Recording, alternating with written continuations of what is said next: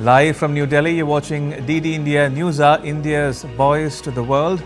I'm Ramesh Ramachandran. Coming up in the next hour. India and Malaysia signed several MOUs after their prime ministers hold talks in New Delhi, elevate their ties to a comprehensive strategic partnership, decide to renew a comprehensive economic cooperation agreement. India's Prime Minister calls for a stronger partnership with Japan ahead of talks among their foreign and defense ministers in New Delhi. US President Joe Biden delivers a farewell speech at party convention, says, "Gave you my best, America," passes the torch to Kamala Harris. And US Secretary of State Antony Blinken says Israel has accepted a Gaza ceasefire bridging proposal, urges the Hamas to do the same.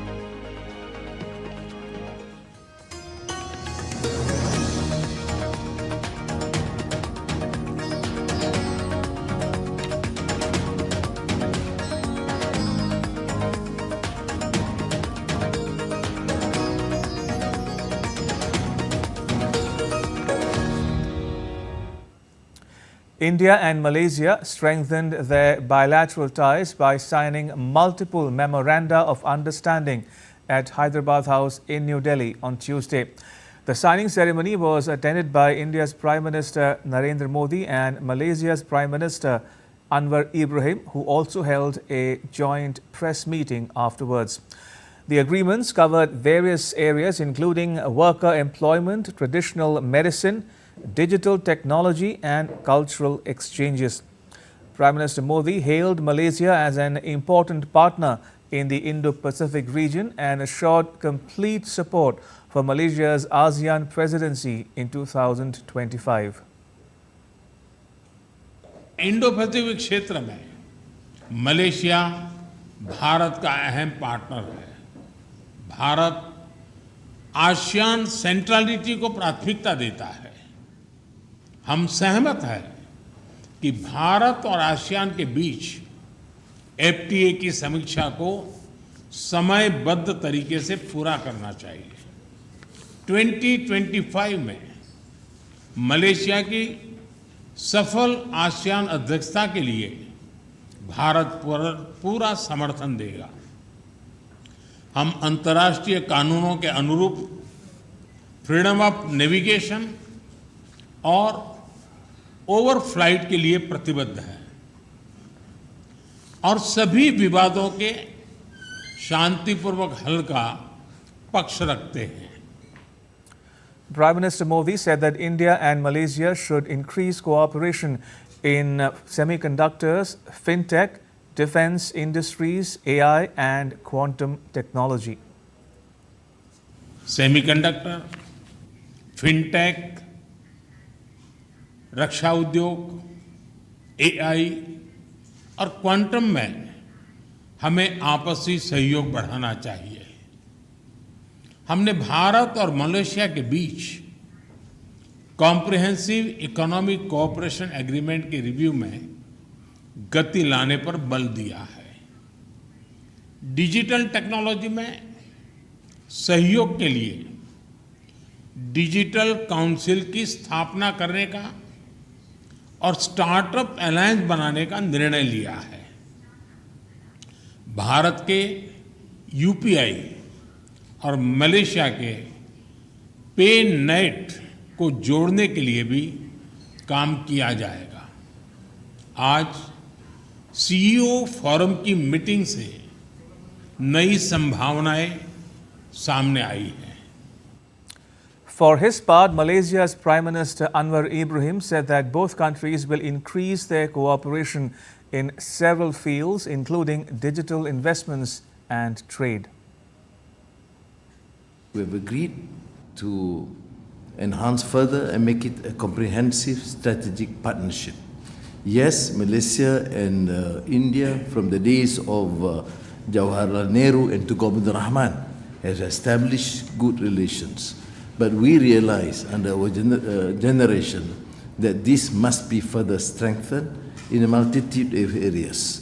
which covers, as the Prime Minister has rightly put, digital and investments and trade in construction and modern agriculture, education, research, in all fields, including military collaboration in terms of joint operations to safeguard our borders, and we look forward to that further enhanced relations. Earlier, India's Prime Minister Narendra Modi met his Malaysian counterpart Anwar Ibrahim at Hyderabad House in India's capital, New Delhi. India and Malaysia have strong historical and socio-cultural linkages. The bilateral relationship was elevated to the status of enhanced strategic partnership in 2015 during the visit of Prime Minister Narendra Modi to Malaysia.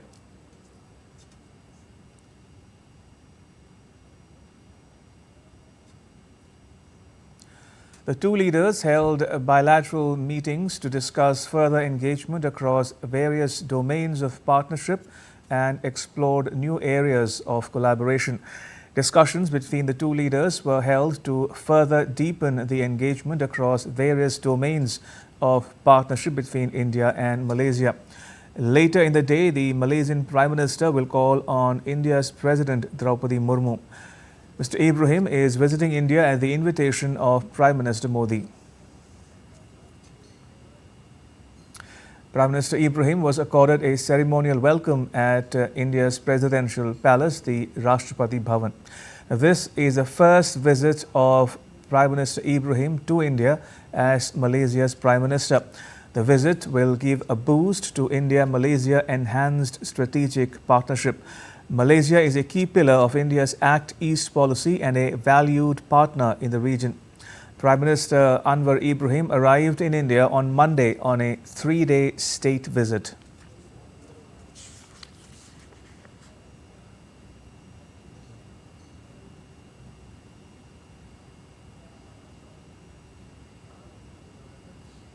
And following a ceremonial reception, Malaysia's Prime Minister then proceeded to the Mahatma Gandhi Memorial at Rajghat in New Delhi to lay a wreath there.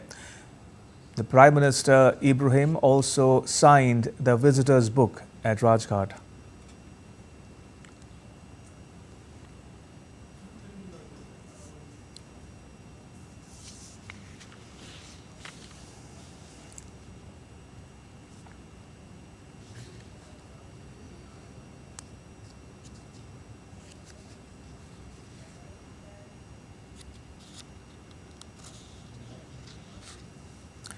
And joining me for more on the Malaysian Prime Minister's ongoing visit to India is my colleague Jessica Taneja, who also covered that joint press statement by the two principals. Jessica, what more can you tell us about the agreements signed by India and Malaysia?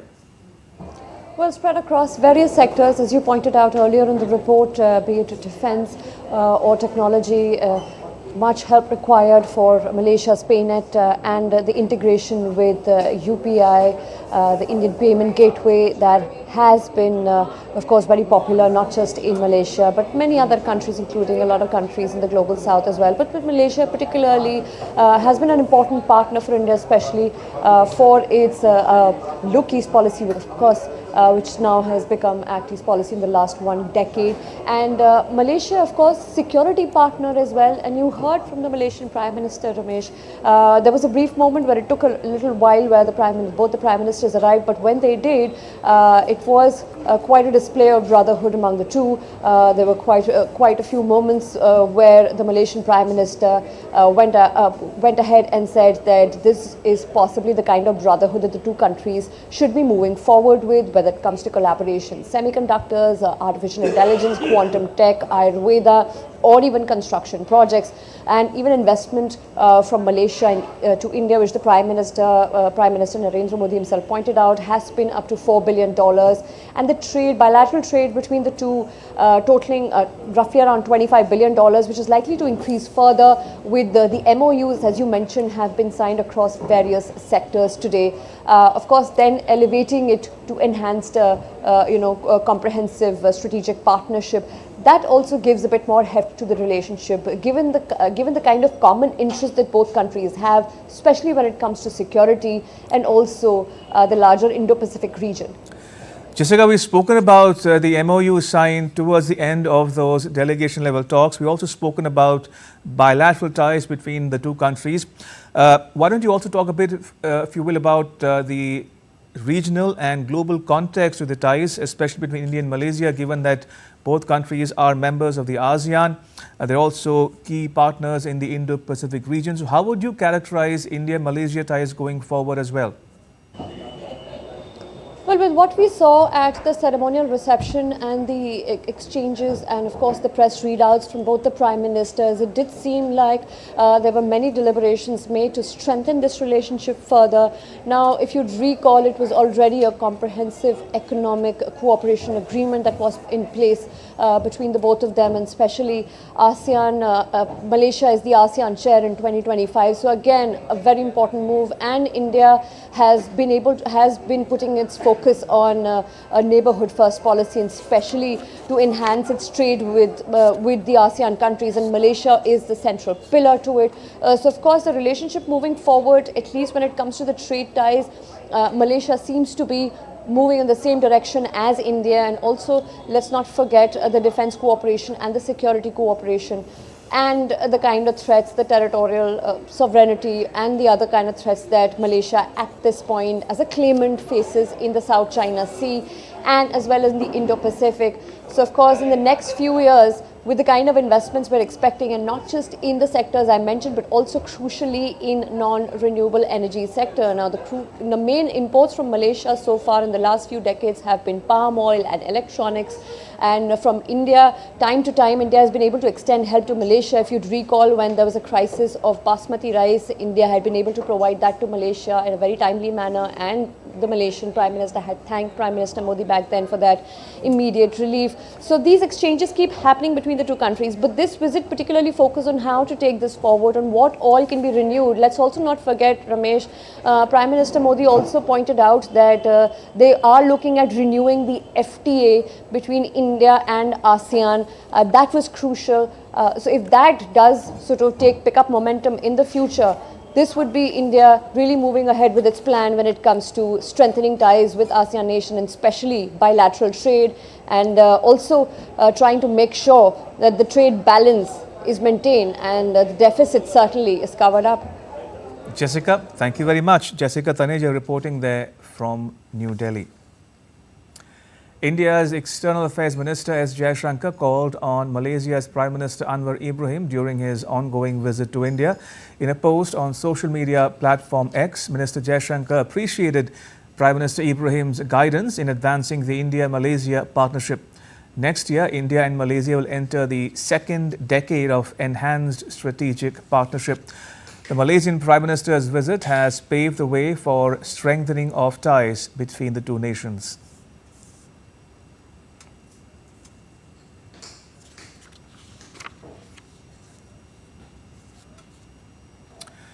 Right, moving on, India and Japan will hold their 2+2 ministerial dialogue in New Delhi on Tuesday. Defence Minister Rajnath Singh, External Affairs Minister S. Jaishankar and their counterparts will take part in this meeting. Now, ahead of the third India-Japan 2+2 foreign and defence ministerial dialogue, Japan's Foreign Minister Kamikawa Yoko and Defence Minister Kihara Minoru met with India's Prime Minister Narendra Modi in New Delhi. The Prime Minister called for stronger India-Japan partnership. The leaders reviewed the progress in India-Japan defence and security ties and reaffirmed the important role their partnership plays in promoting peace, stability and prosperity in the wider Indo-Pacific region. Still to come on DD India News Hour. Russia targets 9 regions in Ukraine, but Kiev's forces shoot down Russian missiles and drones. And the Philippines says China's Coast Guard hindering confidence-building measures. And Taiwan shows off its missile firepower on a rare trip to a sensitive test site.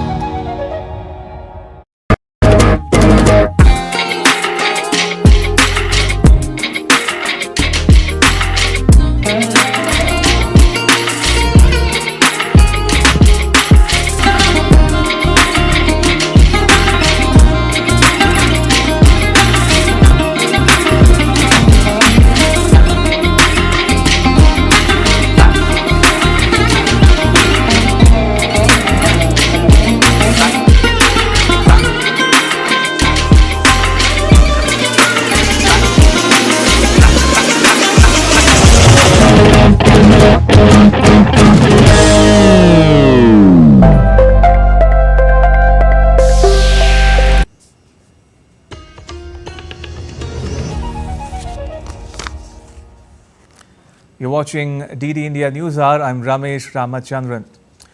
US President Joe Biden on Monday delivered his farewell speech at the opening night of the 2024 Democratic National Convention. In his hour-long speech, he attacked the Republican candidate Donald Trump for inciting violence.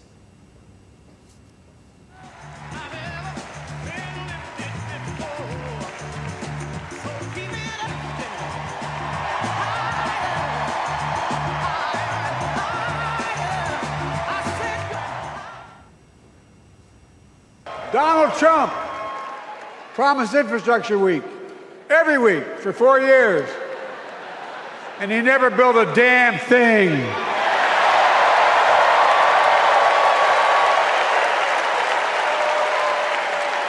But now, because of Kamala, I've done. Remember, we were told we couldn't get it done. Remember when we came into office, we couldn't get anything passed? But right now, we're giving America an infrastructure decade, not week. Biden backed Kamala Harris and called her nomination the best decision made by him. Praising Harris, Biden termed her the future of America. Selecting Kamala was the very first decision I made when I became our nominee. And it was the best decision I made my whole career.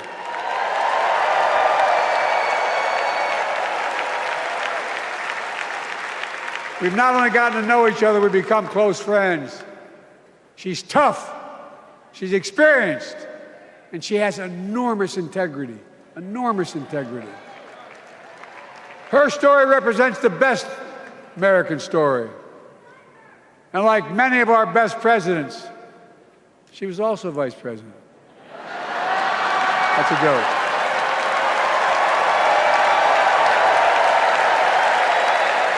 But she'll be a president our children can look up to. She'll be a president respected by world leaders because she already is. She'll be a president we can all be proud of. And she will be a historic president who puts her stamp on America's future.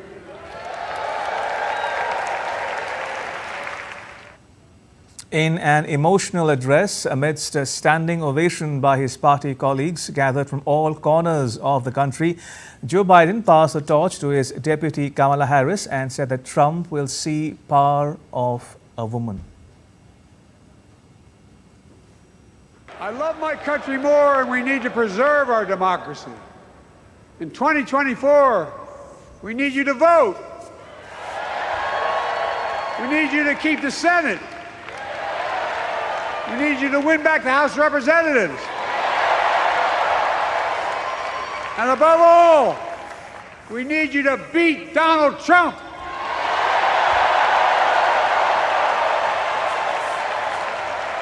And elect Kamala and Tim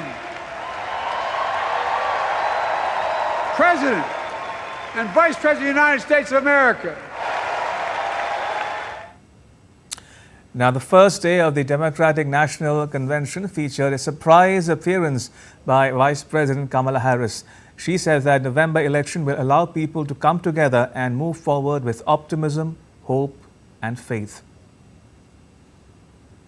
This November, we will come together and declare with one voice, as one people, we are moving forward. With optimism, hope, and faith, so guided by our love of country, knowing we all have so much more in common than what separates us. Let us fight for the ideals we hold dear, and let us always remember, when we fight, we win.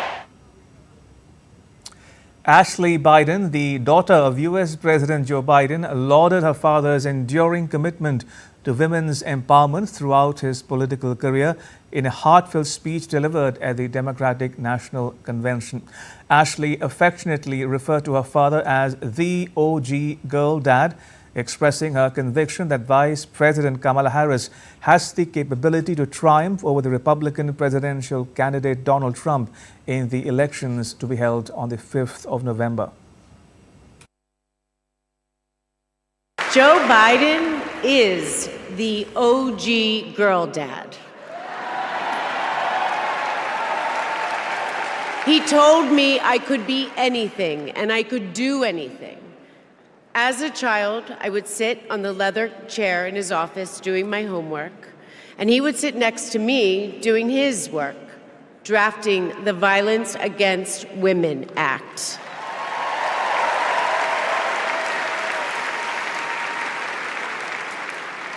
And he wasn't just a girl dad. I could see that he valued and trusted women. How he listened to his mother, how he believed in his sister, and most of all, how he respected my mother's career. And DD India correspondent Benji Hire has more.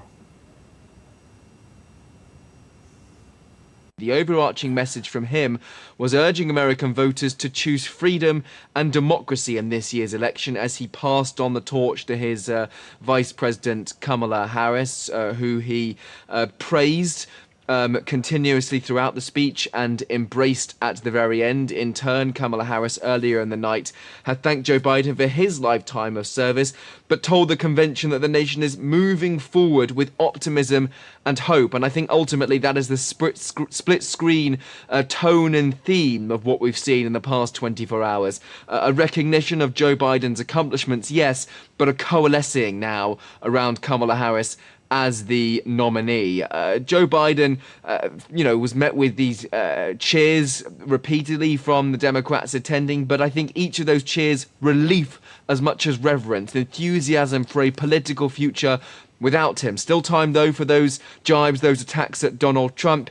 He called the former president and the Republican candidate a loser, a liar, a man who's not worthy of being commander-in-chief, who puts himself first and America last.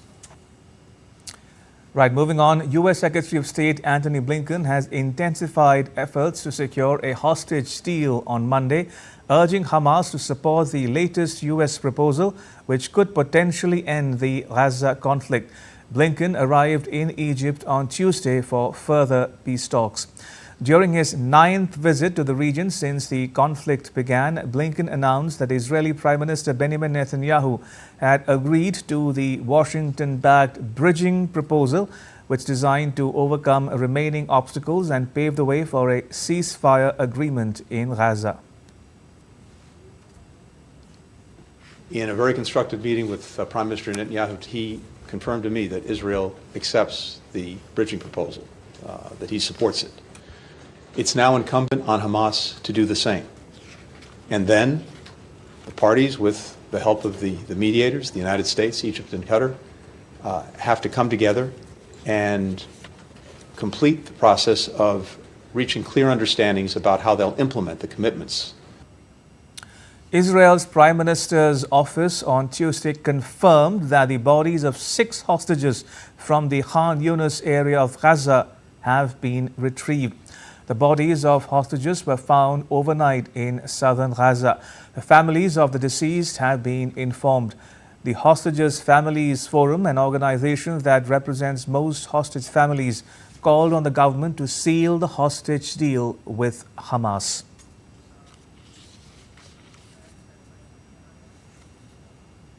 And Sarah Coates joins us from Tel Aviv for more. Sarah, what more can you tell us about the 6 bodies of hostages rescued from Gaza, including one, we are told, previously thought alive?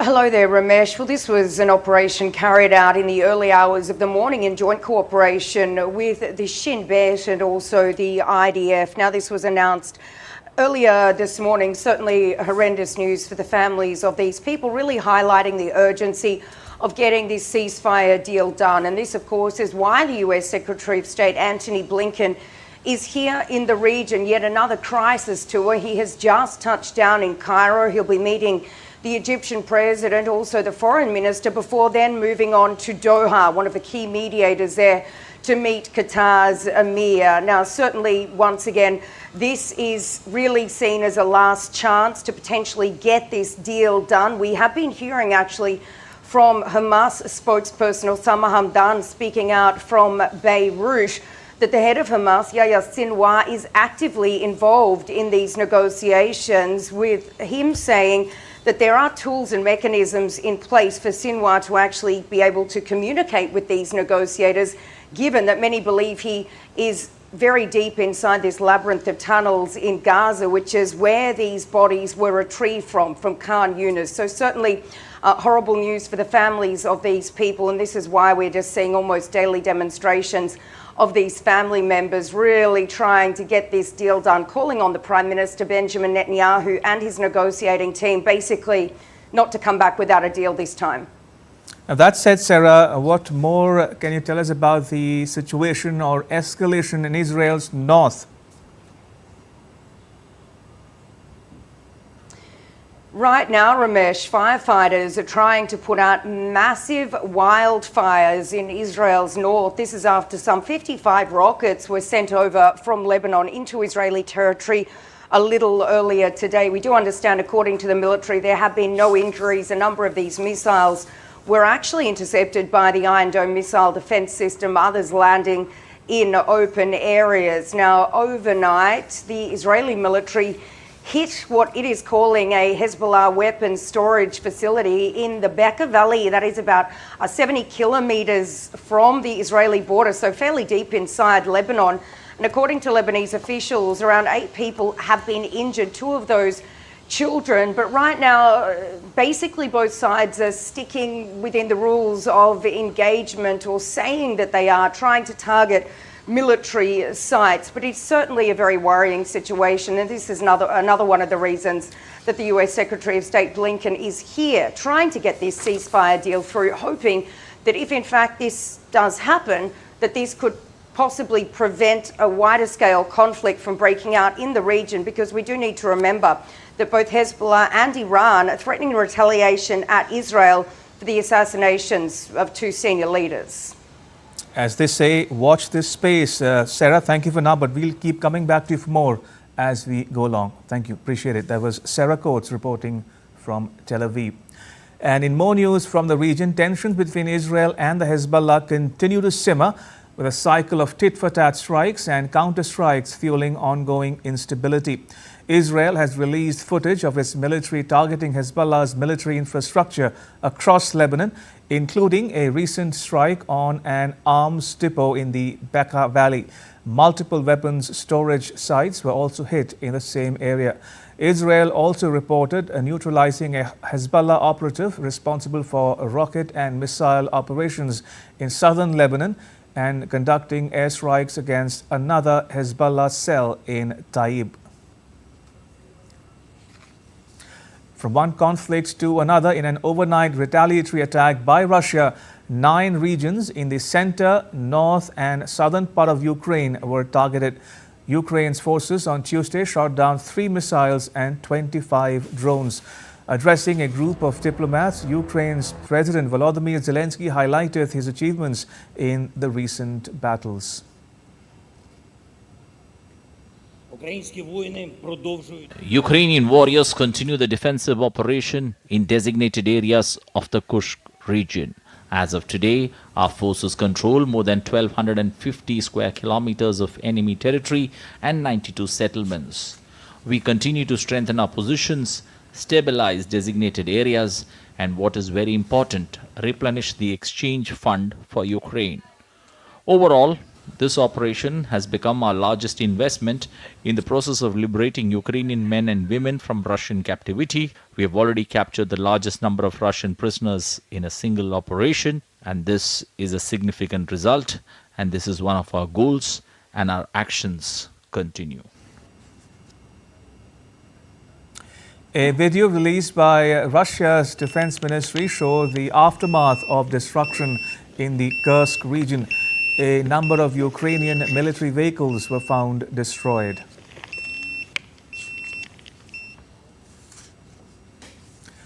And joining me from Kiev in Ukraine is Megumi Lim. Megumi, it's been, 15 days since Ukraine launched its surprise incursion into Russia.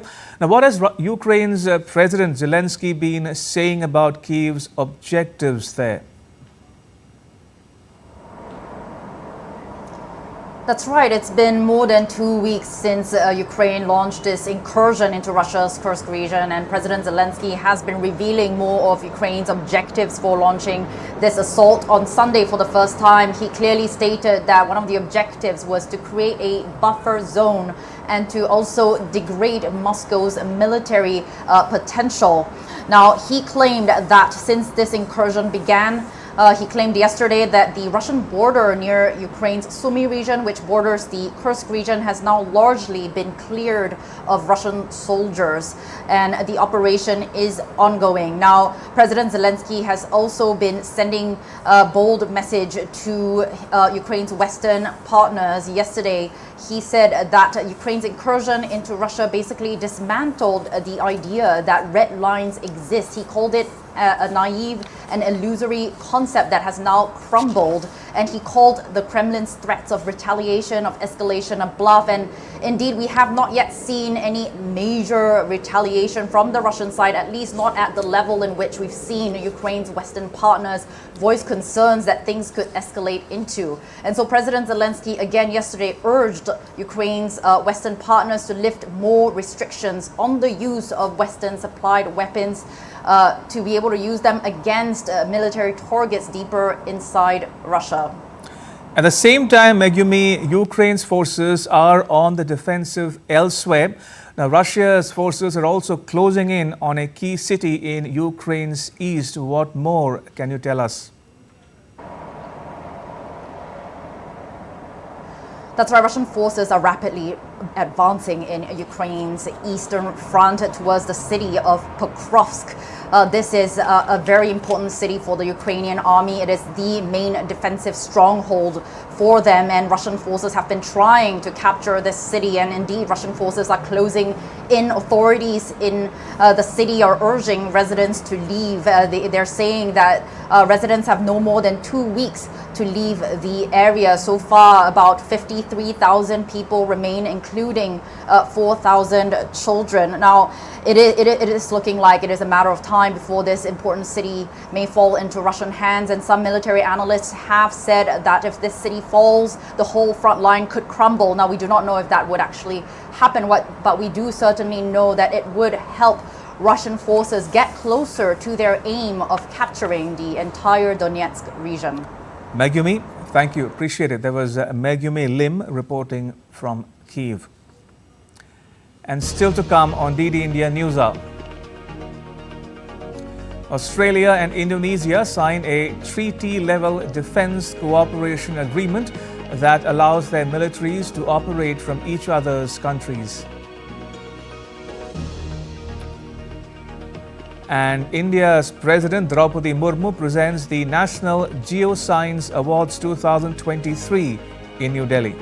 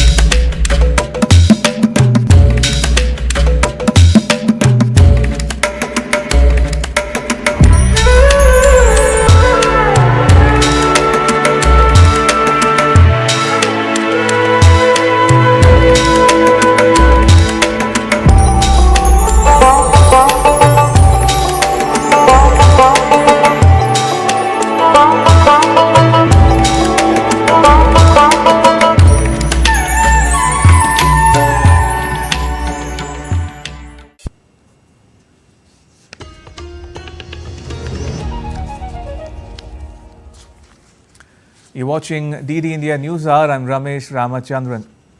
And now to news from the Indo-Pacific. China and the Philippines are trading accusations after several Coast Guard vessels collided in a disputed part of the South China Sea. Now, Beijing says the actions taken by Manila were deliberate, while Philippines officials accuse the Chinese Coast Guard of acting recklessly. DD India's William Denslow reports from Hong Kong. The incident occurred around 3:30 on Monday morning, and what has transpired since, very much a war of words between Beijing and Manila. On Monday, we heard from Chinese Coast Guard officials saying that the Philippines' actions that led to these collisions between the Coast Guard ships as deliberate, saying that Manila had ignored warnings from China's Coast Guard. Subsequently, we have heard from a foreign ministry spokesperson from Beijing, Mao Ning, who said that China will take resolute measures to defend its maritime rights and territorial sovereignty, adding that these actions taken by the Philippines, it claims, threatens the stability in the South China Sea. This is a territory that China certainly claims much of, a stance that was reputed strongly by a 2016 ruling by the Permanent Court of Arbitration, a ruling that Beijing has thoroughly rejected. Now, we have heard from the Philippines as well, who it is reported was seeking to resupply one of its vessels that it intentionally grounded in the Second Thomas Shoal. Now, according to the Philippines, they say 2 of its Coast Guard vessels were damaged in this incident on Monday, saying that China was involved in unlawful and aggressive maneuvers.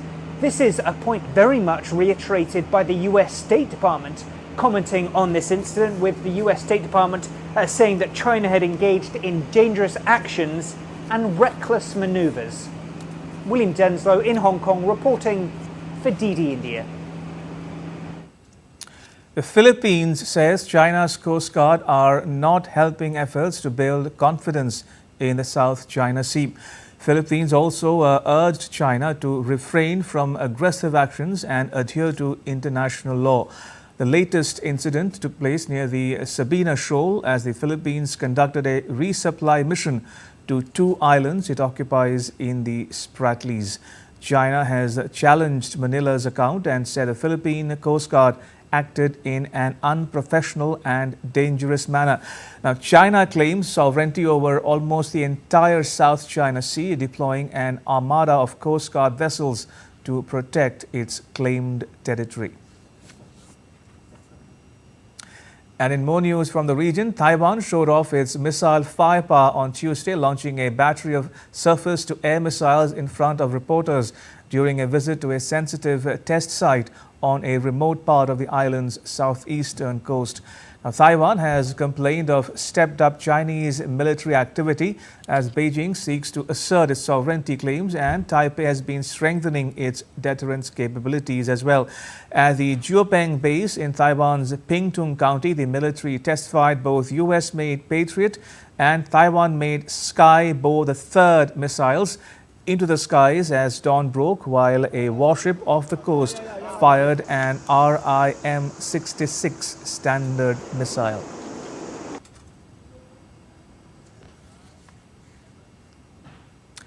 And more than 200 South Korean and US fighter jets are due to fly around the clock for 5 days this week, marking the largest number of sorties flown in training by the Allies. South Korea's Air Force said on Tuesday that the drills are part of the annual Ulchi Freedom Shield exercise designed to boost the joint readiness of the South Korean and US militaries against threats from North Korea. A video released by South Korea's Defense Ministry showed South Korean F-15K and FA-50 fighters taking off to join the air drills. The United States stationed 28,500 troops in the south for combined defense against nuclear-armed North Korea.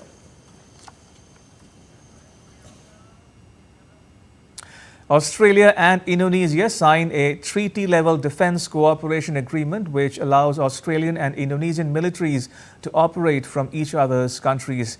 In a joint press conference in Canberra with Indonesia's President-elect Prabowo Subianto, Australia's Prime Minister Anthony Albanese said the deal will be a vital plank for their countries to support each other's security, which is vital to them, but also to the stability of the region that they share.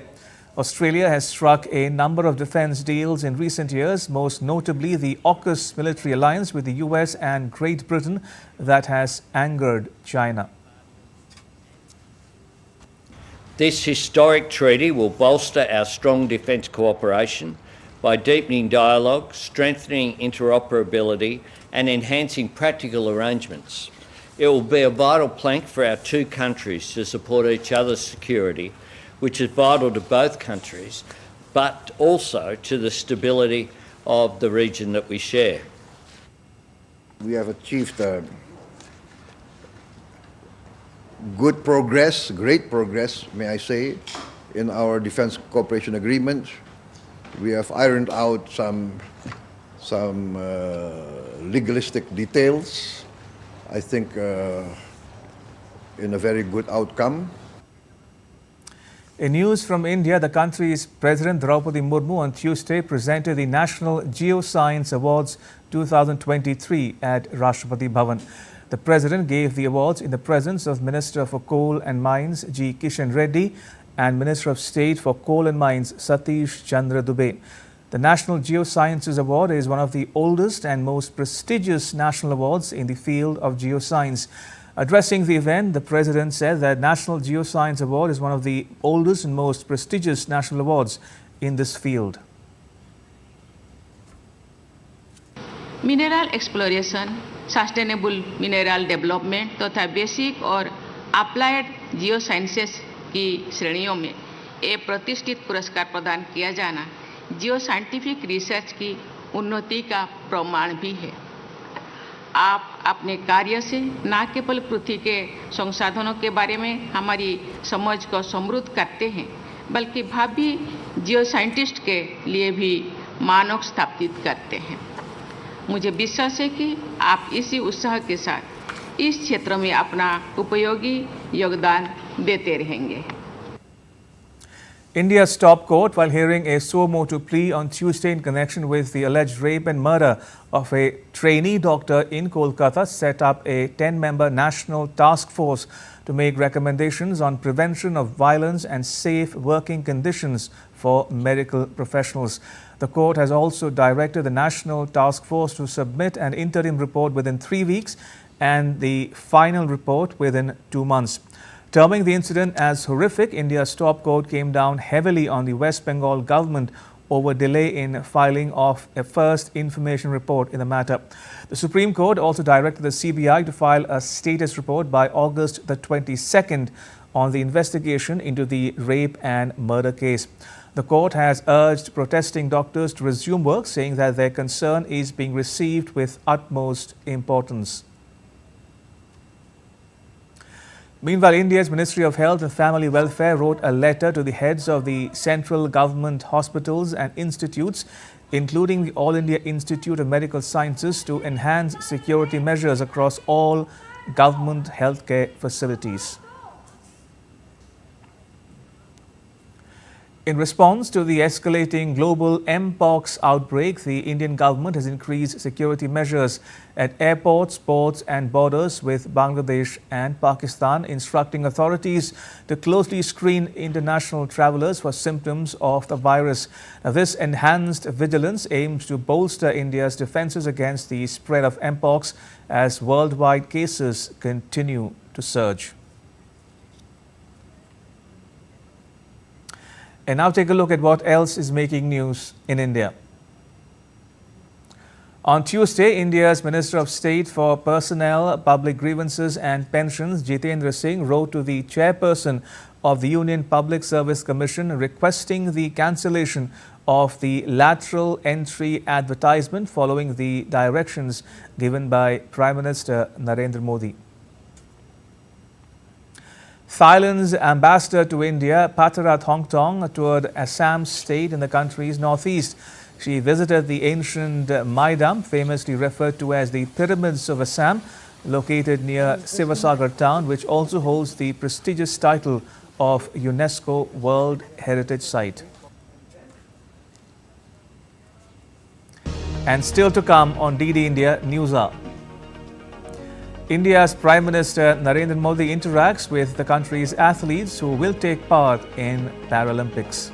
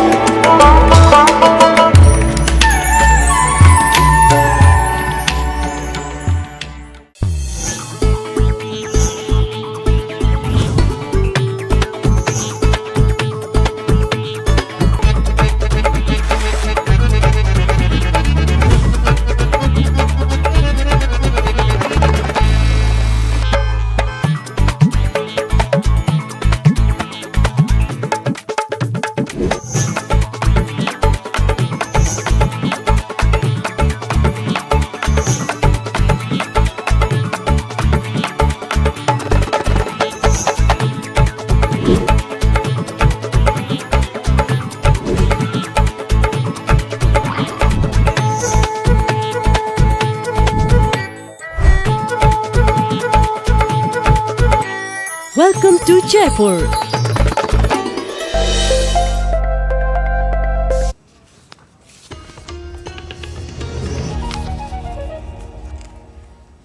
You're watching DD India News Hour. I'm Ramesh Ramachandran. Situated at the Monte Casino in the Kolhapur Memorial in Warsaw, Poland. The memorial is in memory of the charity work of the Indian Maharaja of the Principality of Kolhapur. The Maharaja had arranged for the refuge of thousands of Polish citizens. During his visit to Warsaw, the Indian Prime Minister would visit this memorial.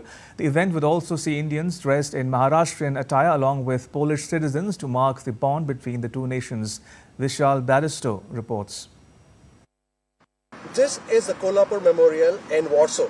Indian Prime Minister Narendra Modi would be paying his obeisance here at the memorial.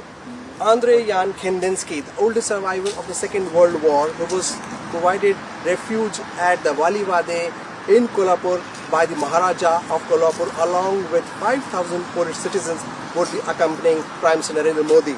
It is written here, dispersed throughout the world, we remember India with heartfelt gratitude by the Association of Poles in India, 1942 to 48. Between 1943 to 48, a lot of Polish citizens were given refuge in India, and this was the largest Polish settlement that time. And now to all the news from the world of sport with my colleague Deepika. Deepika, over to you. Thanks and good afternoon. First, let's talk about Prime Minister Narendra Modi talking with the Indian contingent. Well, India's Prime Minister Narendra Modi recently interacted with the Indian Paralympics contingent, who are all set to represent the country at the prestigious Paralympics event in Paris. Prime Minister held a one-on-one interaction with the para-athletes and wished them good luck for the upcoming event. Here's a report. After the successful conclusion of Paris Olympics 2024, all eyes are now set on Paris Paralympics 2024, which is scheduled to take place from 28th of August in Paris. Ahead of the prestigious games, Prime Minister Narendra Modi interacted with the Indian para contingent. During the interaction, Prime Minister lavished praise and congratulated the para athletes going to the event. Prime Minister Narendra Modi also added that India's athletes have conquered the challenges of the society. ये यात्रा आपके जीवन की, आपके career की बेहद महत्वपूर्ण यात्रा होने जा रही है। आपकी सफलता बताती है कि आप विपरीत हवाओं का ही नहीं, विपरीत तूफानों का मुकाबला करने का मादा रखते हैं। आपने समाज की स्थापित मान्यताओं को हराया है। आपने शरीर की चुनौतियों को हराया है। इसलिए सफलता के मंत्र भी आप ही हैं। सफलता के उदाहरण भी आप स्वयं हैं और सफलता के प्रमाण भी आप ही हैं। Prime Minister Narendra Modi interacted with para archer Sheetal Devi, who's already taken the world of para athletics by storm, becoming the world's first armless archer. While interacting with the Prime Minister, Sheetal Devi said that she is determined to see the national flag fly high at the upcoming Paralympics event. Sheetal, Paris Paralympic में आपका अपना लक्ष्य क्या है और आपने इसके लिए तैयारी क्या की है और कैसे की है? यस सर, मेरी तैयारी बहुत ही अच्छी चल रही है, ट्रेनिंग भी बहुत अच्छी चल रही है सर। और मेरा लक्ष्य यही है कि मैं अपना देश का तिरंगा यहाँ पे लहराऊं, अपना जो एंथम यहाँ पे बजाऊं। सर, मेरा यही लक्ष्य है और इससे बढ़कर सर मेरा कुछ नहीं है। Paris Paralympics will begin from the 28th of August and will witness many firsts like the inclusion of para-cycling, para-rowing and blind judo. India will participate in 12 sporting disciplines with its largest ever contingent of 84 para-athletes who will be vouching for glory at the coveted Paris Paralympics event. Sports Desk, DD India. On to tennis now. World number 1 Yannick Sinner overcomes health issue to defeat Francis Tiafoe to clinch the Cincinnati Open title. The 23-year-old, who's been dealing with a hip issue and missed the Paris Olympics due to tonsillitis, was visibly struggling during the game. Despite this, he beat Francis Tiafoe by 7-6 and 6-2 at the Cincinnati Open final on Monday, proving that he is the man to beat at the upcoming US Open. Tiafoe could not take advantage of his 3 breakpoint opportunities in the first set and was 2-0 down in the second set, from which he never recovered. Sinner said it has been a tough week, so it is important for him to recover and be ready for New York. In women's category, Aryna Sabalenka won the Cincinnati Open title by overpowering Jessica Pegula in the final. Now, this is Sabalenka's first title victory since January's Australian Open and 15th title of her career. The result ended in a 9-match winning streak for Pegula, who defended her Canadian Open title last week. The match went on for 76 minutes as the Belarusian powered past the American by 6-3 and 7-5 to take the title back home. So that was a quick wrap from the world of sports. Back to you. Thank you, Deepika. Appreciate it. And before we close, a rare blue moon, supermoon, the first for the year, lit up the skies on Monday night. Stargazers around the world were treated to this extraordinary spectacle, which combined 2 lunar phenomena, a supermoon and a blue moon. Now, this particular blue supermoon was especially captivating due to its size and brilliance, casting a luminous glow across the night sky, making it a must-see event for astronomy enthusiasts and photographers.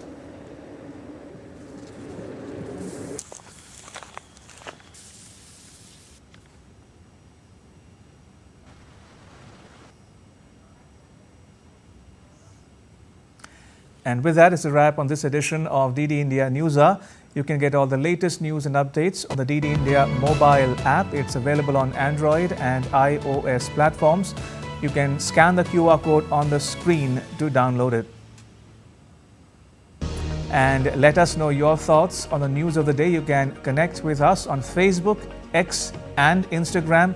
You can also check out our website ddindia.co.in. We'll be back with more news as it breaks here on DD India. I'm Ramesh Ramachandran. All of us here in New Delhi. Thanks for watching DD India News Hour.